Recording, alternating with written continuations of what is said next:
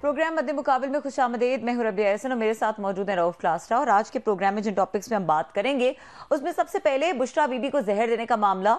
जाती मालिश डॉक्टर आसिम ने खाने में जहर न होने की तस्दीक कर दी।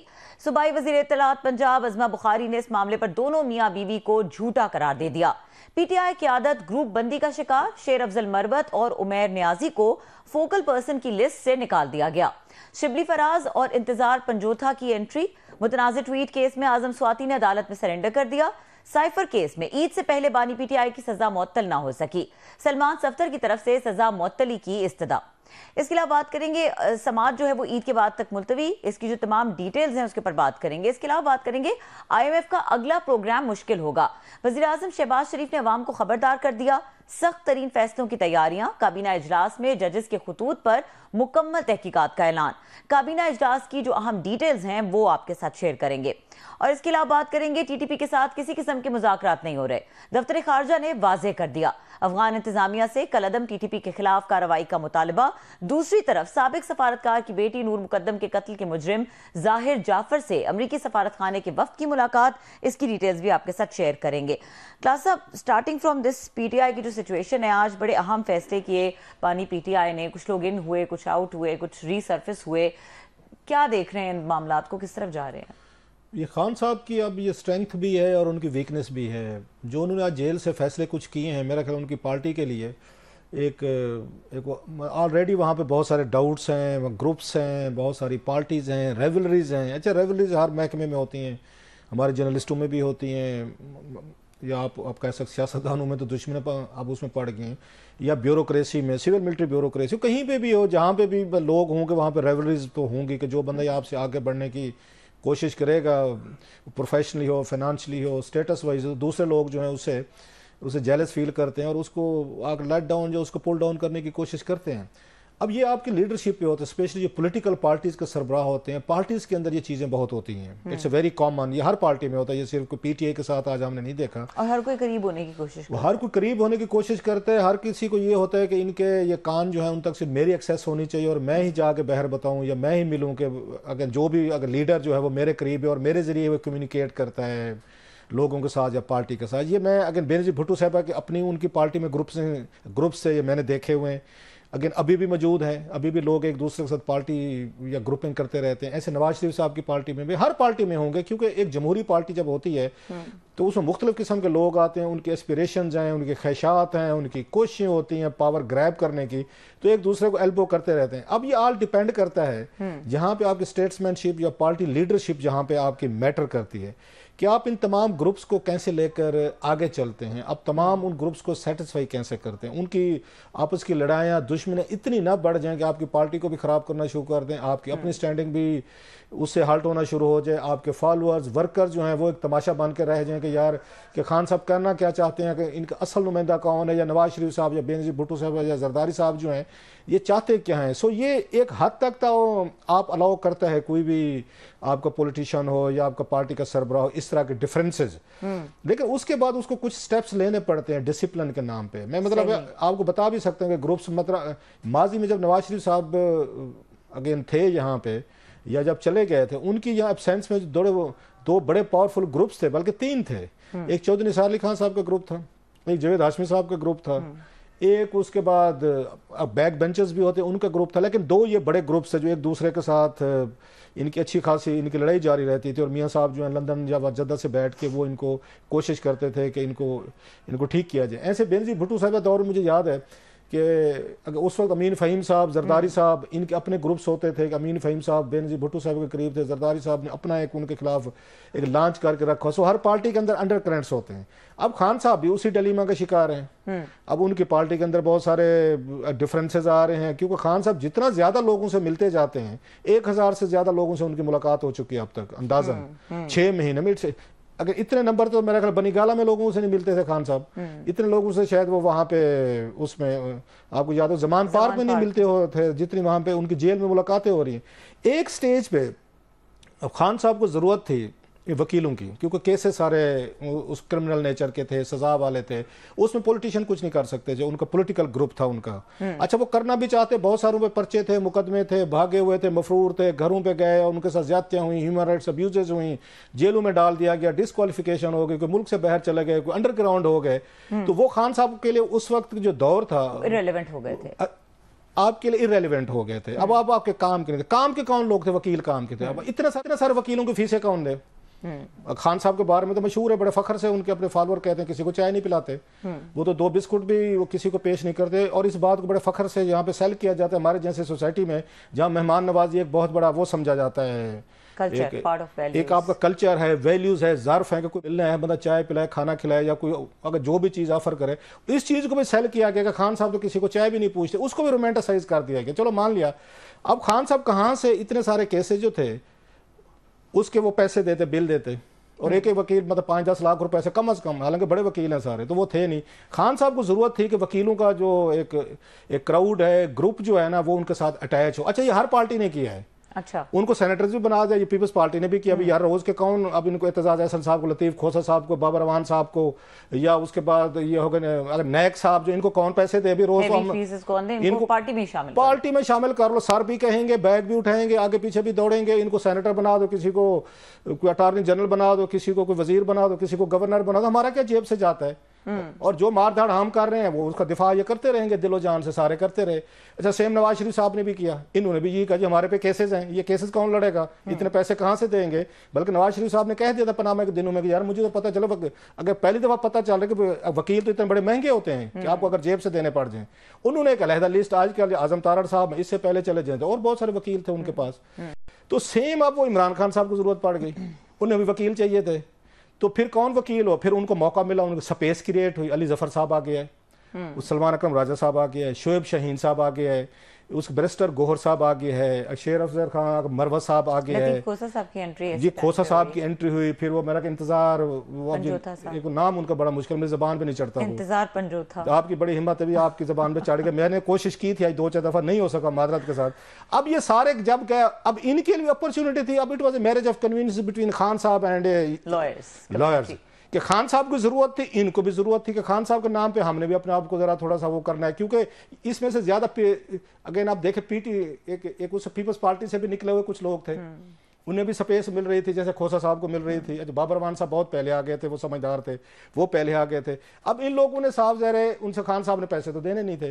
अब पैसे नहीं देने, खान साहब ने कहा ये केसेस तो चलते रहेंगे मेरे पे और बुशरा साहबा पे, तो उन्होंने कहा मुस्तकिल इनको अपनी पार्टी में ले आओ, ये ताकि हमारे बैग भी उठाएं, हमारे मुझे सर भी करें और 1 रुपया फीस भी ना मांगे। उसके बदले क्या दिया उन्होंने? इनको टिकटें दी। अब अच्छा, वो हामिद खान साहब का भूल गया मैं, अगरचे वो पहले से थे, वो अगर पहले से थे लेकिन नाराज हो गए थे दरमियान से, दोबारा वापस लाया गया। उनके पास ग्रुप बड़ा है, उनके पास बंदे बड़े हैं, क्राउड बड़ा है, वकील हैं, वो भी चाहिए थे।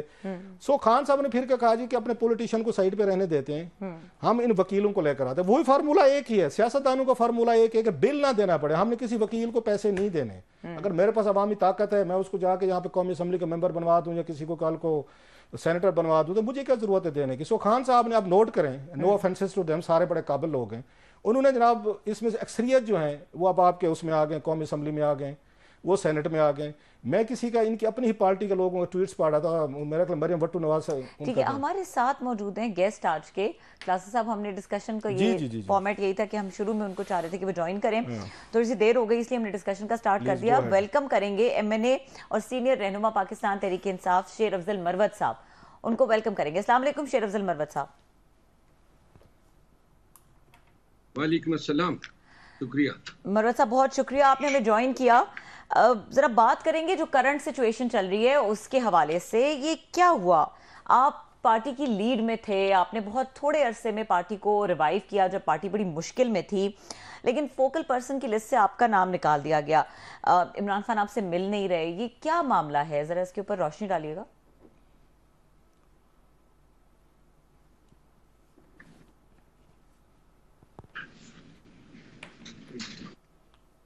मरवत साहब, आपको आवाज आ रही है? जी बहुत शुक्रिया, आपको मेरी आवाज आ रही है? जी आपकी आवाज आ रही है। आपने सवाल सुना है मेरा? जी मेरी आवाज आपको आ रही है? जी जी बिल्कुल सही। मैंने सवाल सुना है और ये मेरे ख्याल आज ये 8वीं दफा या 9वीं दफा मैं इसी सवाल का जवाब दे रहा हूँ। अच्छा। और मुझे हैरत होती है कि मैंने भी इसकी वजाहत की है अपने ट्वीट के जरिए, बैरिस्टर गौहर साहब ने वीडियो के जरिए और ट्वीट के जरिए वजाहत की है। इसके बावजूद जो है इसको जो है कंफ्यूज किया जा रहा है। अच्छा। ये 6 खान साहब ने फोकल पर्सन बना दिए और इसमें जो 3-4 लोग हैं वो इजाफी, यानी पहले इन्होंने 3 बनाए थे और 3 नए आ गए, तो ये 6 हो गए और कुल ये 6 अफराद जो हैं फोकल पर्सन 6 लोगों की मुलाकात करा सकेंगे, यानी फी फोकल पर्सन एक शख्स। तो एक तो ये कोई अक़वाम मुत्तहिदा जनरल सेक्रेटरी का मनसब ही नहीं है कि पाकिस्तान की सारी मीडिया इसी पे बात करे। तो वो जो एक शख्स को मिलाने वाला फोकल पर्सन है वो हट गया या आ गया। दूसरी बात, न ये कोई ऐसा नोटिफिकेशन हुआ है, ये सरासर झूठ है। पीटीआई में बदबख्ती है, कुछ लोग मेरे हवाले से ये गलत खबरें बार बार फैला रहे हैं। उस दिन किसी ने कहा मैंने पेशावर के जलसे में किसी को थप्पड़ रसीद कर दी, न किसी को थप्पड़ मारा था, वीडियो भी साथ में चल रही थी, उसमें थप्पड़ था ही नहीं, लेकिन गुमान ये होता था कि चूंकि वो जो वर्कर था वो मेरा अपना पर्सनल गार्ड था, हकीम खान। तो ये आजकल बहुत ही ज्यादा ये इश्यूज बने हुए हैं। मेरे आप ट्वीट देख लें, और आज 2 दफा मैंने किया है। बैरिस्टर गौहर साहब इस पे जाएं ट्विटर साइट पे, और वो आपको मिल जाएगा कि उन्होंने भी की है, बाकायदा वीडियो दी है, मैंने वीडियो दी है, लेकिन ये मामला खत्म नहीं हो रहा है। Khan sahab, thank you very much, welcome to the show, to our show sir.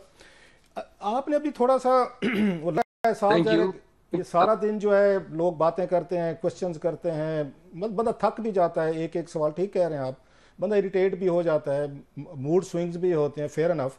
लेकिन आप समझते नहीं है कि आप इस वक्त मैटर करते हैं, लिहाजा ये खबर बनती है, बड़ा इशू बनता है। सो आपको तो थोड़ा सा खुश नहीं होना चाहिए कि आपके हवाले से छोटी सी भी खबर होती है तो it becomes a big story, breaking story, Twitter पे, सोशल मीडिया पे, वीलॉग्स पे या शोज में। इट शोज योर इंपॉर्टेंस के rather than getting a bit upset और इरिटेटिंग। आपको तो थोड़ा सा मेरा ख्याल इसमें प्लेयर लेनी चाहिए, डजंट इट सो सर?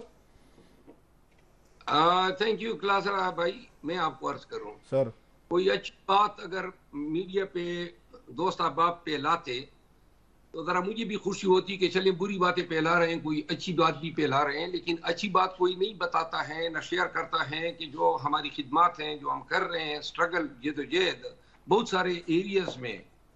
और बात हमेशा मनफी खबर जो है वो आ जाती है, फिर उस पे सारा दिन। अब आप खुद इतने तजर्बाकार सीनियर साफी हैं, ये कोई इतनी अहम खबर है, एक शख्स को मिलाने का फोकल पर्सन, खबर ये हटा दिया। किसने हटा दिया? कोई नोटिफिकेशन है, कोई किसी ने इंटरव्यू में कहा है, किसी ने कोई ट्वीट दी है ऑफिशियल ने?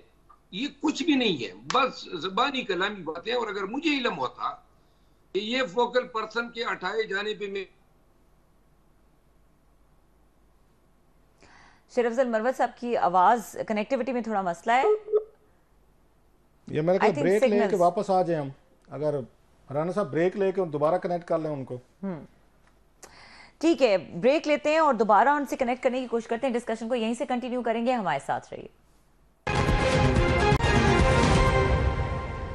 Welcome back. और मरवत साहब हमारे साथ मौजूद हैं। क्लास साहब जी सर, आप कुछ बता रहे थे कि कुछ लोग हैं जो इस तरह की बातें करते रहते हैं, और दूसरा आप ये समझते नहीं है कि क्योंकि आप ये उसमें नए नए पॉलिटिक्स में हैं, पॉलिटिक्स में तो इस तरह की चीज़ें होती रहती हैं। With the passage of time you will get used to it. लोग तो आपको पता है, जरदारी साहब पे बात हो, नवाज शरीफ साहब पे हो, दीगर पे और भी MNAs और बहुत सारे हैं, वो तो रिएक्ट ही नहीं करते, जवाब ही नहीं देते। सर मेरा ख्याल आप शायद नए हैं तो आपको टाइम लगेगा ये चीज़ें थोड़ी सी इनको मतलब वो क्या वेल लेफ्ट करने में, इग्नोर करने में, क्योंकि अब आपको ये लगता है कि हर बात पे रिएक्ट करते हैं, हर बात का जवाब देते हैं आप।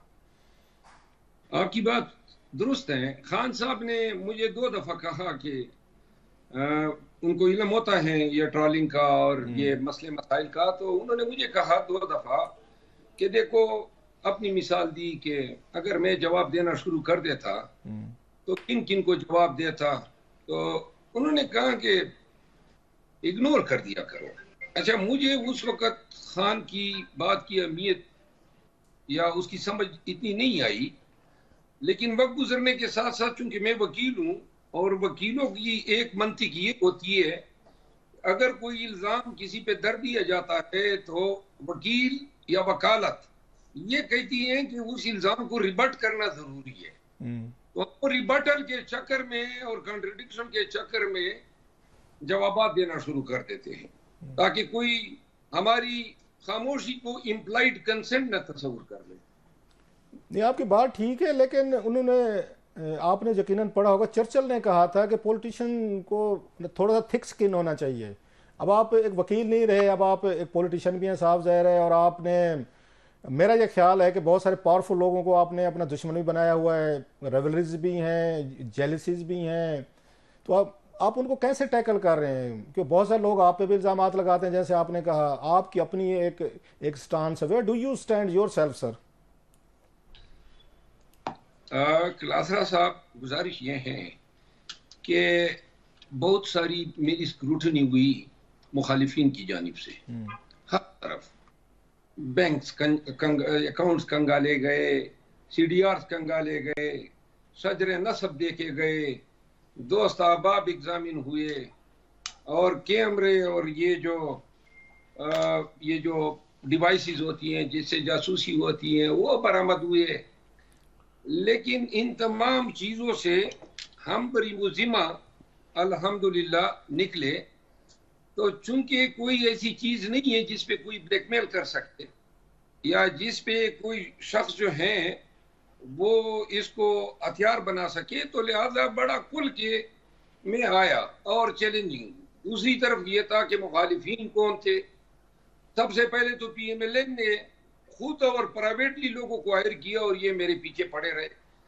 PMLN है, मौलाना की पार्टी है, इस्तेकाम है, पीपल पार्टी है, ये परवेज खटक की पार्टी है, फिर इदारे, फिर अदालतें, फिर पुलिस, सबके साथ PTI की बिहाफ पे मैं लड़ता रहा और ये सब आए हुए। अब इन सब के साथ लड़ाई कबूल भी है और मेंटली हम तैयार भी है, लेकिन अपनों के साथ जो लड़ाई या दावत है ना, वो मेरे लिए बड़ी नई बात है। और मुझे अब ये एहसास होता है कि सियासत की गंदगी ये है कि जब आप अपने आप के पाँव में, और ये चीज जो है शायद हर पार्टी में है।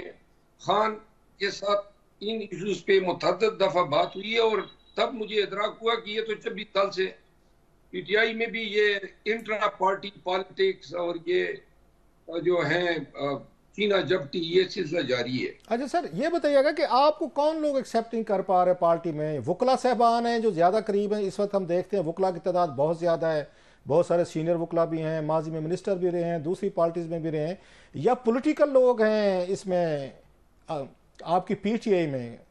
आपको किन से थ्रेट है, या वो आपसे अगर थ्रेट फील करते हैं, ये कौन सा ग्रुप है, वकीलों का है या जो पॉलिटिकल साइड है, पॉलिटिशियंस हैं वहाँ पे आपकी पार्टी के अंदर? आपको अंदाजा तो होगा कि हु इज डूइंग व्हाट। ये वो लोग हैं जो खुद कुछ कम नहीं कर सकते हैं, कुछ भी नहीं किया है ये कड़े वक्त में। और इनकी कितनी तादाद कितनी है ऐसे लोगों की मुश्किल में जो 8-10 लोग हैं, और ये वो लोग हैं जिनकी कोई कंट्रीब्यूशन नहीं है, जो सिर्फ साजिशें करते हैं, जो टांगे खींचते हैं, और हर दूसरे मीटिंग में इनकी कोशिश होती है कि कोई जो है मैसेंजर भेजें, खान के कान मेरे खिलाफ भरें। लेकिन मैंने बड़े नजदीक से देखा है ये छोटे छोटे बोने हैं, दो ठक्के के लोग नहीं है, बुजदिल हैं ना। देखिए, सबसे अहम चीज है जिस पे मैं काम कर रहा हूँ वो है एहतजाज या मुज़ाहमत, और इस एहतजाज के कास को नुकसान पहुंचा रहे मेरी अदावत में या बुग़्ज़ मुआविया में। मैंने बड़े नजदीक से देखा जब ये वक्त था पार्टी के लिए निकलने का, और अब अल्हम्दुलिल्लाह खान को भी पता है कौन है, और मैंने अब इनको इग्नोर करना शुरू कर दिया है। और मतलब ये आज भी खान साहब के साथ मुलाकात हुई तो हर मुलाकात में ये फरीजा जरूर समझा जाता है कि कुछ ना कुछ मेरे हवाले से खान के कान में कोई ना कोई बात जरूर डाल दी जाए। अलबत्ता अल्हम्दुलिल्लाह खान साहब को इल्म है, और एक दिन खान साहब ने खुद मुझे कहा, उन्होंने कहा कि अगर पार्टी के अंदर आपकी मुखालिफत न होती तो फिर मुझे बड़ा अजीब लगता, ये अच्छा। किस तरह है। तो मैं फिर समझा, यानी ये खान साहब के अल्फाज थे। तो उन्होंने कहा मुखालिफत भी उसी की होती है जिसे जेलसी होती है या जिसकी साथ कोई अपने आप को कंपटीशन में समझता है। नहीं, मतलब आप ये समझते हैं कि इस वक्त आपको खान साहब की पूरी फुल सपोर्ट हासिल है और पार्टी के अंदर कुछ एलिमेंट्स हैं वो पॉलिटिकल हैं या वकला साइड पे हैं, वो सिर्फ आपके खिलाफ हैं, वो आपके राइज के खिलाफ हैं या आपकी इंपॉर्टेंस के खिलाफ हैं, या दूसरे लफ्ज़ों में जो कम टाइम में आपको पॉपुलैरिटी मिली है उससे वो जेलस फील करते हैं या वो थ्रेटन फील करते हैं, और ये वो खान लोग साहब आपके दिलचस्पियां साथ खड़े हुए हैं। ये वो लोग हैं जिनकी दिलचस्पियां ओहदों में हैं, पार्टी में ओहदों में हैं, पार्टी में अपने लोगों को आगे लाने में इनकी दिलचस्पियां हैं। मेरी ये दिलचस्पियां हैं ही नहीं। अच्छा मरवत साहब, आपकी बातों में आज कुछ फैसल वाडा साहब का, एक टाइम पे जब वो बात करते थे और वो पार्टी के अंदर डिवाइड की बात करते थे, इस तरह की बात करते थे, कुछ लोग हैं जो, इससे एक तासुर ये भी मिलता है कि येट दीज पीपल एक्सेप्टेबल है, उनकी सुनी जाती है जिन लोगों की आप बात कर रहे हैं। देखिए खान साहब सबकी सुनते हैं और खान साहब ने पार्टी चलानी है। हो सकता है बहुत सी इश्यूज पे मैं रहा हूँ, बात चीजें हो सकती हैं कि मुझसे गलतियां हो रही हो, ये नहीं है कि मैं ये समझूं कि मैं फरिश्ता हूँ या मैं जो कर रहा हूँ ये दूसरे तमाम गलत कर रहे हैं। हर एक अपना हिस्सा डालने की कोशिश कर रहा है और जरूरी नहीं है कि खान साहब मेरी हर बात से इत्तेफाक करें, लेकिन एक चीज पे मुझे 100% एतकाद है, वो ये है, मैं आज आपको बताऊं, खान साहब ने आज कोई कमेटी बनाई है, मैं नहीं गया था, लेकिन कमेटी में उन्होंने 10 मेंबर डाले और जो गए थे सब ने कहा खान ने मेरा नाम डाला कमेटी में, और ये सुप्रीम बॉडी बनाई है खान ने पीटीआई की, तो खान ने मेरा नाम डाला तो सब जो हैं यक जबान हो गए कि हजरत से बचाओ, और सबको खान ने कहा कि वो लाजिमन होगा, और ये खान का मुझ पे एतमाद है। लेकिन बहरहाल गुजारिश ये करनी है ना कि मुझे समझ नहीं आती है कि इनके साथ अगर मैं होता तो इनको क्या। अच्छा, आपने अभी एक बड़ी, मतलब बड़ा मुश्किल होता है लोग अपने आप को गलत कहें, मेरे लिए भी बड़ा मुश्किल हो जाता है कि मैं अपने आप को ब्लेम करूं कि मुझ पे से गलतियां हो सकती हैं, इंसान है साफ ज़ाहिर है, और ये ओपनली टीवी पे एडमिट करना वैसे मुश्किल हो जाता है। आपको लगता नहीं है कि आपका मिजाज बिट अभी तक पॉलिटिकल नहीं हुआ, थोड़ा सा एग्रेसिव है, जैसे मैंने कहा लाउड बात करते हैं, या लोगों को लगता है कि हमसे लड़ पड़ते हैं या हमसे डिबेट करते हैं, या बाज़ पार्टी डिसिप्लिन की आप वो कहते हैं खिलाफ वर्जी करते हैं। सो आपको अगर लगता नहीं है कि इतने सारे लोग अगर आपके खिलाफ हैं तो कहीं ना कहीं पे आपका अग्रेसिव मिजाज, मूड जो है या फौरी रिएक्शन का जो आपका अंदाज है, ये ट्रबल कर रहा है आपके लिए भी और आपकी पार्टी में भी? यार वो आपकी बात सही है, आप मुझे जानते हैं 25 सालों से, इस ज्यादा टाइम से, मेरा अंदाज यही है, पहले भी यही था और अभी भी वही है, और लेकिन और बदलने का कोई चांस नहीं है, इस मूड मिजाज के बदलने का कोई चांस नहीं है खान साहब। एक चीज है जो मैं समझता हूं कि मैं अपने आप को बेहतर गर्दानता हूं, वो ये है कि मेरे यहाँ मुनाफिकत नहीं है, मैं साजिशें नहीं करता हूँ, मैं कंस्पिरेसीज नहीं करता हूँ, मैं ये नहीं करता हूँ कि खान के कान भरूं किसी के खिलाफ, ये मेरी आदत नहीं है, न मैं इन चीजों पे वक्त जाया करता। नहीं, आपने कभी खान साहब को नहीं बताया कि फलां फलां लोग मेरे खिलाफ हैं, यू शुड बी केयरफुल, के जब आपको मेरे बारे में बातें बताएं? आपने कभी नहीं बताया? मैंने अपने आप को डिफेंड किया है, लेकिन मैंने किसी को ऑफेंड नहीं किया है कि किसी के खिलाफ जो है गैबत करूं या खान के कान भरूं, ये मुझसे नहीं होता है, ना मैं करता हूँ। ये आपके मुखालफिन या क्रिटिक्स वो ये समझते हैं कि आप पार्टी डिसिप्लिन में नहीं आते, जो पार्टी के फैसले होते हैं कोर कमेटी के हों या इवन वहाँ पे उनके तर्जमान हों या स्पोक्स पर्सन हों, आप किसी के उसमें नहीं है, वन मैन आर्मी है, वन मैन वो कहते हैं डेमोलेशन स्क्वाड हैं, मैवरिक हैं, जैसे आपने खुद भी कहा आप अपनी मर्जी से सारी चीज़ें करते हैं। वो कहते हैं पार्टी डिसिप्लिन जो है इसे ख़राब होता है और जो वर्कर्स फॉलोअर्स जो हैं वो कंफ्यूज होते हैं कि हमारी पार्टी के अंदर शायद लड़ाई चल रही है। आपको लगता है कि ऐसे ही है? देखिए, ये आप खुद देख लेना, कोर कमेटी में अभी बात हुई नहीं होती है कि जनाब मीडिया को लीक हो जाती है। ये डिसिप्लिन मैं खराब कर रहा हूं या वो बदबख्त खराब कर रहे हैं जो पार्टी की हर छोटी बड़ी खबर जो है तोड़ मरोड़ के मीडिया के साथ शेयर कर देते हैं, फिर अफवाह सास फैक्ट्रियां गर्म हो जाती है, मीडिया पे टिकर चलना शुरू हो जाए। कौन सी ऐसी खबर है जो कोर कमेटी में डिस्कस ना होती है और आगे उनको 10 मिनट के अंदर मिल नहीं जाती है? ठीक, फिर आप देखें आए दिन भाई मुझे इन्होंने तख्ता मश्क बनाया हुआ है, कम वक्त तो किसी और को चुन लो ना। मेरा देखिए मेरा काम ताल्लुक है एजुटेशन के साथ, एहतजाज के साथ, जलसे जुलूसों के साथ। और ये जलसे जुलूस एहतजाज में आपको कहता हूं कि मुझे सिर्फ वर्कर्स ने सपोर्ट किया है। मुझे वर्कर्स मेरे साथ निकले, मकाई है, तकलीफ उठाई है, ना किसी ने इसको स्पॉन्सर किया है। एक ये 73 हमने एहतजाज जलसे जुलूस किए। ये आपने बड़ी अपने आप को अगेन अच्छे तरीके से एक्सप्लेन कर रहे हैं, लेकिन जो आपके मुखालफीन हैं वो बार बार आप पे ये इल्ज़ाम लगाते हैं, वो लगाते हैं साहब ज़ाहिर है, आई होप के आप इस बात को समझेंगे।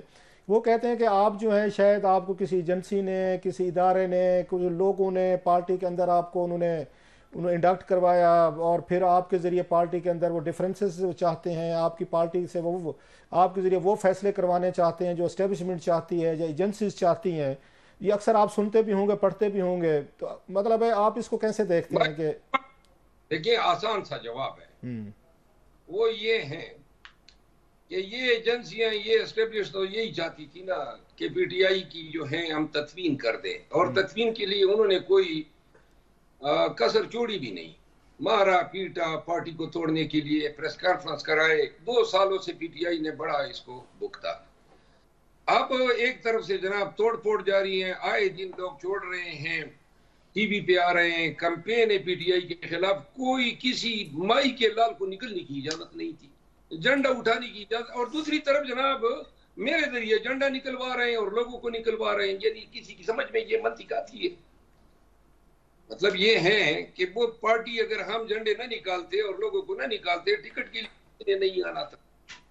अच्छा, वो ये भी समझते हैं कि शायद आप एक तरह के एस्टेब्लिशमेंट और खान साहब के दरमियान ब्रिज बनाने की कोशिश कर रहे हैं कि आपने अपने जलसे जुलूसों में ये पाकिस्तान आर्मी के आके जिंदाबाद के नारे लगाए, आपने बहुत सारी जो या कैंपेन चल रही थी उनकी कंडमनेशन की। वो समझते हैं कि हमारे नैरेटिव थे एस्टेब्लिशमेंट के खिलाफ, आपने नैरेटिव के अगेंस्ट जाके आपने सुलह सफाई अपीज करने की कोशिश की। शायद पीटीआई का ये एजेंडा नहीं था या खान साहब का एजेंडा नहीं था, आपने शायद अपनी तरफ से ये सारी चीज़ें करने की कोशिश की, अगेन ये सोच कर जो आपके नज़दीक होगा शायद कि कुछ स्पेस मिलेगी कोई पीटीआई को, लेकिन वो इसी को चार्जशीट बनाते हैं आप पे कि आपने वो चीज़ें की जो खान साहब की शायद सपोर्ट हासिल नहीं थी।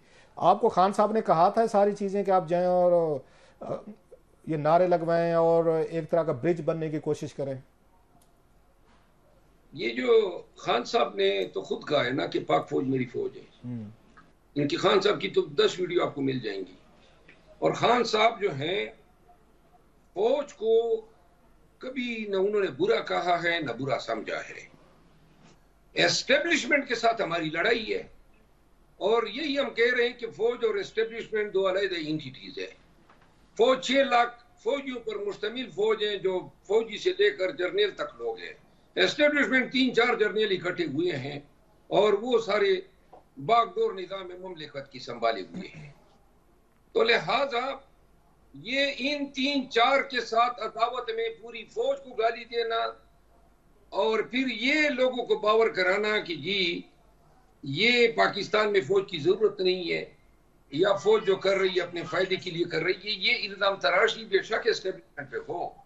और खान साहब इस नफरत को खुद ही खत्म करना चाहते थे जो एस्टेब्लिशमेंट की कारकर्दगी या कारसानियों की वजह से फौज के खिलाफ हो रही थी। तो लिहाजा ये जो इतने पार्टी के तहत कन्वेंशन और जलसे हुए 73 लगभग, ये मेरा अकेले का बयानिया तो नहीं हो सकता है, पार्टी का ही नैरेटिव। अच्छा, आपसे कभी एस्टेब्लिशमेंट ने कभी राब्ता किया हो, कभी एजेंसीज के कोई कर्नल साहब ने, कोई मेजर साहब, ब्रिगेडियर साहब, या कभी जो जैसे होते हैं जो बताया जाता है, कभी आपसे किसी ने राब्ता किया, कोई बात करने की कोशिश, कोई मैसेजिंग कोई खान साहब के लिए देने की कोशिश, या कहीं पे कोई ब्रिज करने की कोशिश, कोई आपको उन्होंने इस्तेमाल करने की कोशिश की है, कोई तल्लुकात जो हैं खान साहब के साथ हम बेहतर कर सकते हैं, कभी कोई अगर मैसेजिंग कोई आपके ज़रिए करने की कोशिश की गई?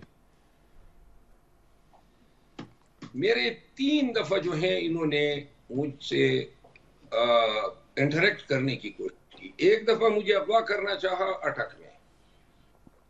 नहीं, ये राब्ता तो ना हुआ ना खान साहब, ये तो मतलब किडनैपिंग हुई ना। मैंने आप अच्छा पहले बता लें मैं कि ये कंटेक्ट तो ना हुआ ना शेर अफजल साहब, ये तो फिर किडनैपिंग हुई। आपने कंटेक्ट, मेरे 3 यही कंटेक्ट है। अच्छा, और 2 कौन से थे सर?